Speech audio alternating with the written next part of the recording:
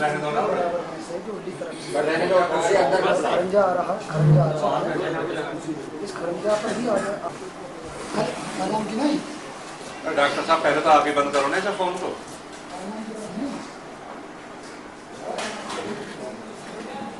भाई कुर्सी मत लाओ।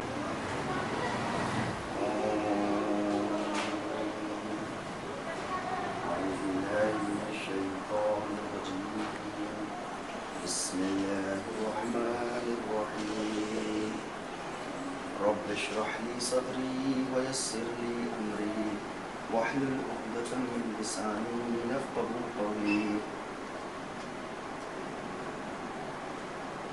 जैसा कि आप सब लोगों को याद हो चुका कि मेरा नाम तारिक मुर्तज़ा, मैं अलीगढ़ से संबंध रखता हूँ। मूलतः जो है वो हम बिसलपुर के रहने वाले थे। ये पीलीभीत और शाहजहाँपुर के बीच में कस्बा पड़ता। अब से 34-35 साल पहले हमारे पिताजी अलीगढ़ यूनिवर्सिटी में मैथ्स के टीचर होकर के आ गए थे। तब से जो है वो हम लोग वहीं पे हैं और मेरी 3-4 साल की उम्र थी जब से हम लोग अलीगढ़ में वहीं मेरी शिक्षा का जो कुछ भी हुआ और वहीं पे जो है वो नौकरी का भी मेरा। बात मान्यता की चली है, मानने की चली है सिर्फ इतनी सी। मेरा अपना ये जो मानना है वो ये कि हम सब का मालिक जो है, जितनी भी सृष्टि है, पूरा ब्रह्मांड और इसके ऊपर भी जो कुछ भी है, आगे पीछे ऊपर नीचे कुछ भी है, वो सब का मालिक जो है वो हमारा एक ईश्वर है, सबका एक ही मालिक है। और उसी ने हर चीज़ की रचना करी है और उसी की उपासना होनी चाहिए, उसी के सामने नमन होना चाहिए, उसी की आदेशों के सामने हमको जो है वो अपनी इच्छाओं का नमन, या जिसको हम आत्मसमर्पण कहें, कि हमें आत्मसमर्पण उसके संदेशों के सामने करना चाहिए।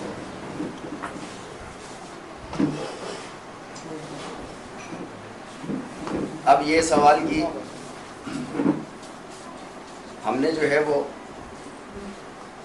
मतलब मैं इस प्रकार इसमें क्यों आ गया, जबकि मैं तो एक शारीरिक शिक्षा का एक जो है वो प्रवक्ता की हैसियत से काम करता हूँ वहाँ पर फिजिकल एजुकेशन के उसमें। असल में भाई हमने देखा कि यहाँ पर जो है वो खून खराबे की वजह से दंगा फसाद जो कुछ भी होता है वो धर्म का नाम लेकर के ही होता है। मुद्दा हमेशा जो है इसके पीछे कुछ और होता है, मामला कुछ और होता है, चाहे वो राजनीति का हो आप, चाहे वो कुछ बिजनेस की बात हो, लेकिन नाम धर्म का लिया जाता है और धर्म के नाम पर ही जो है वो खून खराबा होता है। मेरे माता पिता ने मुझको बताया था कि हम सब एक ही परम पूर्वज माता पिता की औलादे हैं, तमाम जितने भी संपूर्ण मानव जाति। एक तो ये मेरा मानना है कि हम सब का मालिक एक ही है, उसको अलग अलग ज़ुबानों में अलग अलग नाम से पुकारा जाता है। ओम कहते हैं उसी को संस्कृत में, ईश्वर भी कहते हैं उसको, अल्लाह भी कहते हैं अरबी में, इंग्लिश में उसको गॉड लॉर्ड भी कहते हैं और फ्रेंच भाषा में उसको ड्यू भी कहते हैं। जापानी अपनी भाषा में कुछ उस सर्वशक्तिमान को पुकारते होंगे, हर किसी की अपनी अपनी भाषा है। एक तो ये मानना, दूसरा ये मानना कि हम सब संपूर्ण मानव जाति एक ही परम पूर्वज माता पिता की औलादे हैं। इसके अलावा हमारा मालिक जो है वो हमको कभी भी जो है वो पथभ्रष्ट नहीं रखता। हमको किस तरीके से जीवन गुजारना है, हमारे जीवन में क्या कर्तव्य होते हैं, इसके लिए वो हमेशा हमारे पास संदेश भेजा करता है। चूँकि पूरे विश्व की माता हमारा देश ये हिंदुस्तान है, भारत है। क्यों माता है? माता इसलिए है, मेरा अपना मानना है, इसलिए माता इसलिए है क्योंकि यहाँ से जो है वो मनुष्य जाति की शुरुआत हुई है। इस धरती माँ से जो है कि गर्भ से जो है संपूर्ण मानव जाति आगे निकली है। जितनी भी मानव जाति आज आपको दुनिया में दिखाई देती है, ये मेरा अपना मानना है और इस्लामिक परंपरा के हिसाब से मैं कह रहा हूँ कि सबकी जो है वो पितृभूमि जो है वो यहाँ भारत की है, चाहे रहने वाला आज कहीं का है। वो संदेश भेजा करता है। उसने सबसे पहला संदेश जब मानव जाति यहाँ पर सबसे पहली यहाँ पर आई है तो सबसे पहला संदेश भी उसने यहाँ पर भेजा हो, जिसको हम और आप आज वेदों के नाम से जानते हैं। इसको जो है वो कुरान ने जो है वो भी किया, इसको जो है ऑथेंटिक उस पर भी कहा कुरान ने कि वेदों के अंदर जो है वो ये निशानी क्यों नहीं देख लेते, ये ज़ुबुरुल अव्वलीन के अंदर निशानी क्यों नहीं देख लेते, अरबी की उसने जो है। अच्छा भाई जो आपने मैंने मुफ्ती साहब को अपना पक्ष रखने के लिए कहा था, पर ये मैं जानकारी में डालना चाहता हूँ ये कोई डिबेट नहीं है। यहाँ पर हम लोग बहुत दूर से आए हैं, अपना काम छोड़ के आए हैं। जाहिर सी बात। ये लेक्चर सुनने के लिए नहीं आए। मैं जानना चाहता हूँ शॉर्ट शब्दों में, या जो मैंने आपके साहित्य को देखा, जी क्या वो बात सही है? पहले आप अपना दावा पेश करिए ताकि मैं कार्यवाही आगे चलाऊं। आपने दावा कोई पेश नहीं किया। अरे दावा किसी चीज का नहीं है मेरा। आपका दावा है परमात्मा, अभी आपका दावा है ना, परमात्मा जी एक है, जी ये है ना, जी, ये भी है, ईश्वर एक तो है। ये भी तो दावा जी, जी। देखो हमारे बीच में। आप ये ध्यान रखिए, बड़े बड़े यहाँ पर जी, जी। कानूनदान बैठे हुए हैं, जी जी सही। उनको पता है कि केस कैसे चलता है। दावा अगर नहीं होगा तो क्या चलेगा? दावा ही अगर कायम नहीं होगा तो आगे केस क्या चलेगा? सबसे पहले दावा पेश किया जाए।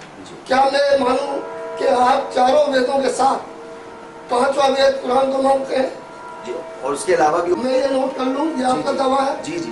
पांचवा वेद, नहीं, पांचवें वेद की बात मैं नहीं कर रहा। मैं तो ये कहता हूँ कि वेद एक सबसे पहली किताब है, अंतिम किताब कुरान है, और इनके बीच में और भी ईश्वर क्या की बात ये है। इल्हामी नहीं है? क्या चीज इलामी है? वेद एंड कुरान, अब तो कुरान जी इल्हामी है। जी जी जी तो ईश्वर की इसका मतलब पांचवा वेद, पांचवी इल्हामी किताब आपने कुरान को माना या वेद को माना? बात है। आप मैं इसकी बात नहीं कर रहा भाई। आप एक मिनट सर, ऐसा है कुरान है जी अब कुरान को अगर आप इल्हामी मान रहे हैं जी तो 5 नंबर का आएगा ना। नहीं नहीं, इससे पहले फिर और भी किताबें हैं। मैं कह रहा हूँ ना, इंजील को भी हम मानते हैं कि मेरे इंजील जो अजीज है- मैं वो नहीं कर रहा हूँ, मैं कह रहा हूँ तो फिर नंबर किसका? क्या नंबर 4 हो गया। नंबर कौन सा है? ठीक है, मैं मान लिया। हैं? वेद आप बैठ जाइए बैठ के बात कर लेते हैं। हाँ, ऐसे क्यों आप नहीं, नहीं, प्रश्न कोई करिए। वेद 4 हो गया है ना। जी तो कुरान 5वां नंबर है या इंजील 5वां नंबर है? नहीं, इंजील से पहले फिर तौरात भी है। ऐसी बहुत सारी किताबें तौरात है या ज़बूर है? मैं एक जी ज़बूर भी है। किसको मैं- किसको ज़बूर भी किसको है। मानते हैं? वेद के बाद किसको मानते हैं? नहीं, आप बैठ जाइए पहले। आप अच्छा नहीं लग रहा, मुझे अच्छा नहीं लग रहा कि आप सब लोग बैठे हुए हैं। जिससे कार्यवाही आगे चले बस। नहीं देखिए, मैं एक चीज़ इसमें ये कहना चाहता हूँ कि अंतिम इज्तुद हज़रत मोहम्मद साहब ने कहा कि 1,03,24 के पास जो है वो ईश्वरियाँ आई, और बाकी जो है वो उस ईश्वरियों को आगे जो है नहीं, वो नहीं, मैं यहाँ प्रश्न एक है, छोटा एक सवाल ये समझने का प्रयास कीजिए जी। थोड़ा सा। वेद 4 है, जी वेद शाम और अथर जी, जी। इनके नाम।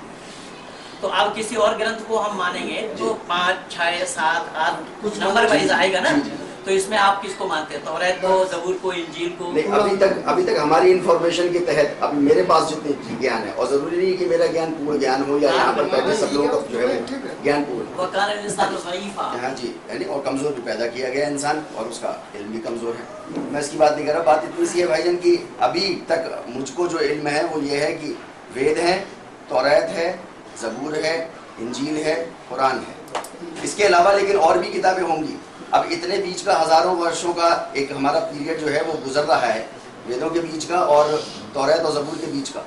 लेकिन इसके बीच का जो है वो मुझको ज्ञान पूर्ण नहीं है कि इसके बीच में और कितनी ईश्वरियाँ आई होंगी। लेकिन कुरान ने हमको एक संदेश ये दिया था कि हर समुदाय, हर कम्युनिटी में जो है वो हमने अपने देखिए उनका भी समय खत्म होता जा रहा है। मुझे केवल मैं जानना चाहता हूँ 4 वेदों के साथ आप कुरान को क्या मानते हैं? 5वां वेद मानते हैं? आप इसको 5वां क्या मानते हैं? क्या मानते हैं?